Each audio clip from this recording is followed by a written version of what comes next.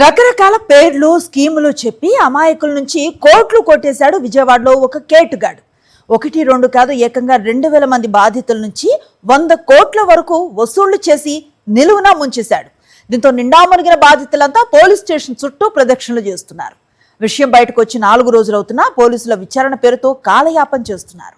విజయవాడలోని సత్యనారాయణపురం ఆదిశేషయ్య వీధిలో పసుపులేటి అంకుశం అనే వ్యక్తి మాషాల్లా ఎంటర్ప్రైజెస్ పేరుతో కంపెనీ ఏర్పాటు చేశాడు. స్క్రబ్బర్, డ్రై ఫ్రూట్స్, కోడి పిల్లల పెంపకం వ్యాపారాన్ని సాకుగా చూపించాడు. పెట్టుబడి పెట్టండి, ఇంటి నుంచే సంపాదించండి అంటూ ప్రచారం చేశాడు. సులువైన వ్యాపారం, ప్రతి నెలా ఖచ్చితంగా ఆదాయం అంటూ సోషల్ మీడియాలో ప్రచారం చేశాడు. 50,000 డిపాజిట్ చేస్తే నెలకు 12,000 ఆదాయం అన్నాడు. 2 లక్షలు డిపాజిట్ చేస్తే నెలకు 48,000 ఆదాయం అంటూ మాయమాటలు చెప్పాడు. ఇది నమ్మిన చాలా మంది మంచి బిజినెస్ అనుకుని డబ్బులు పెట్టారు. అలా తనను నమ్మి వచ్చిన వాళ్లకి స్క్రబ్బర్ తయారీకి ఒక్కో మిషన్ సుమారు 30,000కు విక్రయించాడు. తర్వాత ముడిసరుకు కోసం అడ్వాన్స్ చెల్లించాలని చెప్పాడు. తయారు చేసిన స్క్రబ్బర్లు తానే కొనుగోలు చేస్తానని, కమిషన్లు ఇస్తానని నమ్మించాడు. అలా బాధితుల నుంచి కోట్ల రూపాయలు దండుకున్నాడు. ప్రారంభంలో చెప్పినట్టుగానే చేశాడు అంకుశం. అది చూసి దాదాపు 2,000 మంది వరకు సభ్యులుగా చేరారు. సరైన సమయం చూసి బోర్డు తిప్పేశాడు అంకుశం. ఫోన్లు లిఫ్ట్ చేయకపోవటం, తయారు చేసిన సరుకు తీసుకోకపోవటం, డబ్బులు చెల్లించకపోవటంతో మోసపోయామని గ్రహించారు ప్రజలు.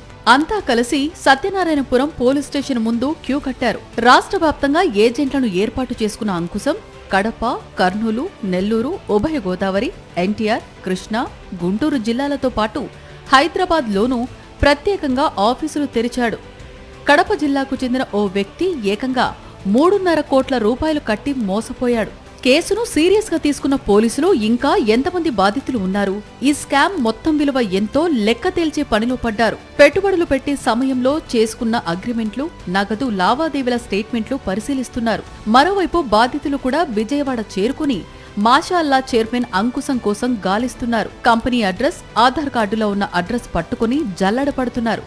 తమకు న్యాయం చేయాలని ముఖ్యమంత్రి చంద్రబాబుతో పాటు బీసీ సంక్షేమ శాఖ మంత్రి సవితను కలిశారు బాధితులు. అయితే ప్రభుత్వం నుంచి తమకు ఎలాంటి స్పందన కనిపించట్లేదని ఆవేదన వ్యక్తం చేశారు. అటు ఈ నెట్వర్క్ లో డీలర్లు కూడా భారీగా డబ్బులు పోగొట్టుకున్నారు. తమకు న్యాయం చెయ్యాలని పోలీసులను వేడుకుంటున్నారు బాధితులు.